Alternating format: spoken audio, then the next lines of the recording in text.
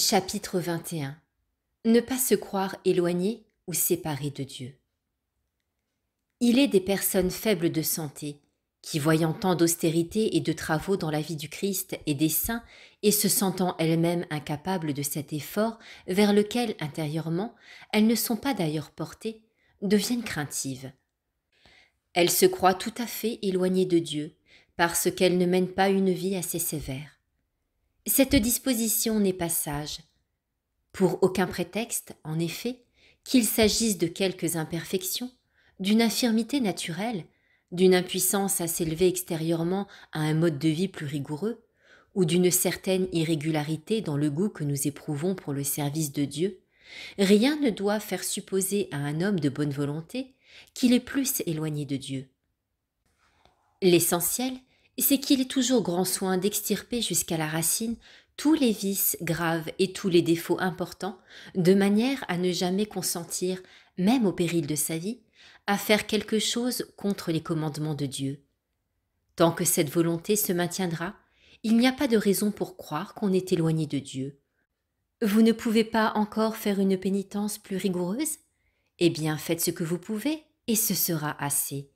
L'apôtre n'a-t-il pas dit que l'exercice extérieur, s'il est tout seul, sert à peu de choses?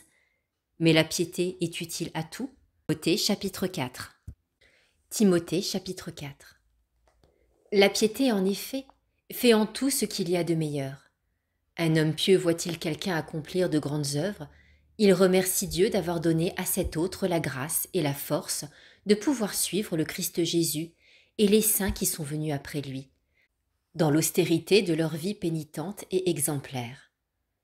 Il se rend bien compte qu'il ne peut pas faire ce qu'ils ont fait, et il en prend occasion pour se dire indigne de la faveur qu'ils ont reçue.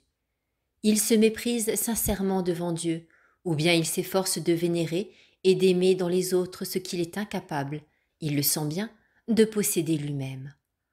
Or, je suppose que cet homme soit animé d'un désir et d'un amour de la vie austère qui surpasse peut-être le désir et l'amour qu'ont éprouvé ces héros de la vie pénitente et mortifiée, car lui aussi voudrait accomplir ces grandes œuvres, s'il le pouvait. Eh bien, je vous le déclare, cet homme a ses œuvres à son acquis. Il mérite une récompense même plus grande que celui qui a pu les réaliser.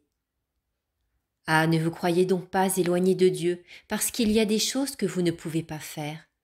Vous vous figurez être bien loin de lui, et il est tout proche de vous.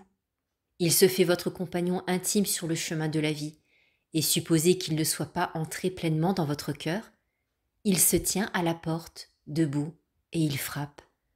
Ainsi qu'il l'affirme lui-même dans l'Apocalypse, chapitre 3.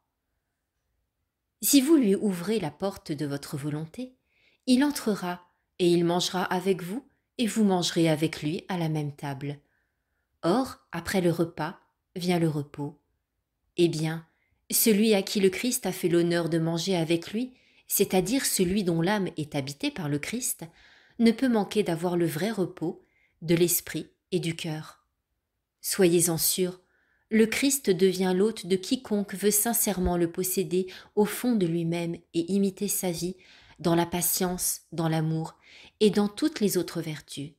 Sans cette disposition intérieure, tout le reste, si pénible et si dur que ce soit, ne saurait passer pour une grande œuvre.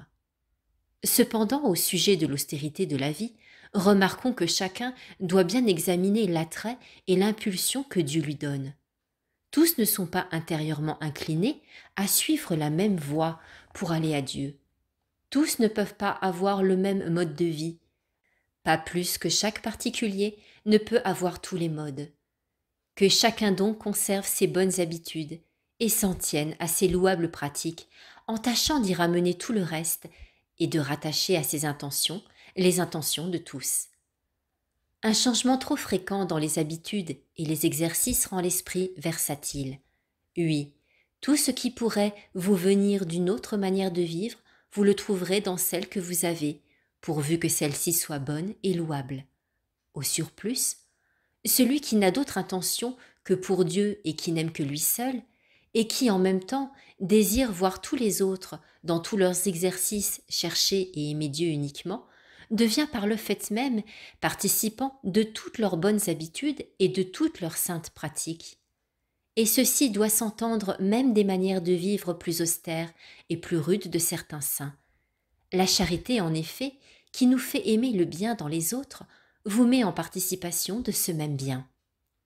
Remarquons bien toutefois qu'encore que nous ne puissions pas tous extérieurement avoir le même mode de vie et entrer dans la même voie, cependant, intérieurement, nous devons tous suivre le chemin de l'amour. Car quiconque n'aime pas Dieu ne marche dans aucune voie, c'est un boiteux. Quelqu'un me dira peut-être: mais puisque notre Seigneur et Rédempteur a choisi le mode de vivre le plus parfait, ne devons-nous pas le suivre en toute justice? Oui, certes. Il nous a donné l'exemple pour que nous marchions sur ses traces. Jean chapitre 13. Plus nous lui ressemblerons, et plus nous serons saints. Cependant, nous ne pouvons pas le suivre dans tout ce qu'il a fait extérieurement. Par exemple, il a jeûné 40 jours et 40 nuits. Matthieu chapitre 4. Notre faiblesse ne s'y prête pas. Ainsi en est-il d'une quantité d'autres actions qu'il a accomplies, non pour que nous les imitions corporellement, mais pour que nous nous y conformions spirituellement. Ainsi donc, il importe de bien nous rendre compte de ce que nous pouvons imiter raisonnablement et avec prudence. Ce que le Christ aime par-dessus tout dans ses imitateurs, c'est qu'ils s'appliquent d'abord à l'amour de Dieu et du prochain. Voilà pourquoi il a dit: « Tout le monde connaîtra que vous êtes mes disciples, si vous vous aimez les uns les autres. » Jean chapitre 13. C'est pour cette raison qu'on doit préférer et regarder comme meilleure l'œuvre raisonnable et spirituelle, et non l'acte qui est purement extérieur. Cela ne veut pas dire cependant qu'on ne doive, quand l'occasion se présente, prouver son amour intérieur par des œuvres. Le Christ a jeûné pendant 40 jours. Voulez-vous être ses imitateurs? Abstenez-vous spirituellement de tous les vices et jeûnez corporellement autant que vous le pourrez. Mais pour en arriver là, il est nécessaire d'exercer sur vous-même une surveillance incessante. Vous apercevez-vous de quelque penchant désordonné au mal, immédiatement retirez-vous et résistez énergiquement à l'entraînement et à l'affection coupable.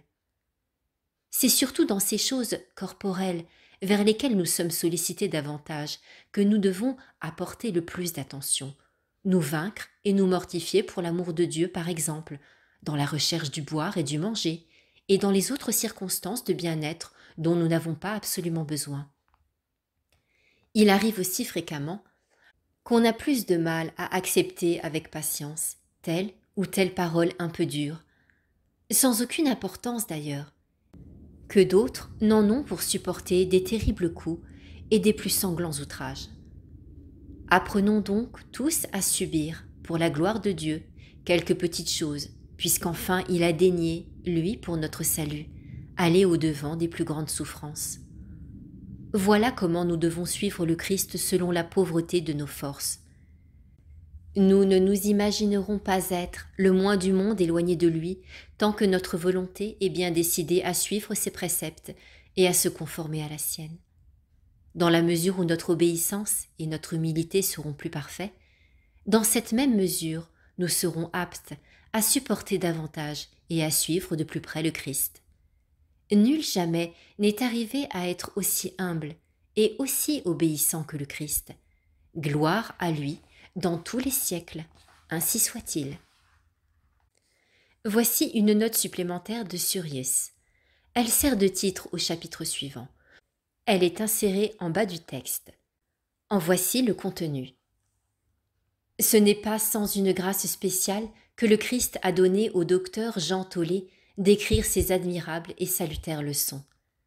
Elles nous apprennent à abandonner à Dieu et à laisser captives entre ses mains toutes nos puissances intérieures et extérieures, à accomplir toutes nos actions par lui et avec lui, dans une humilité profonde et un esprit pleinement résigné. Elles nous disent encore comment nous devons nous conduire dans les dons de Dieu et les visites qu'il nous fait.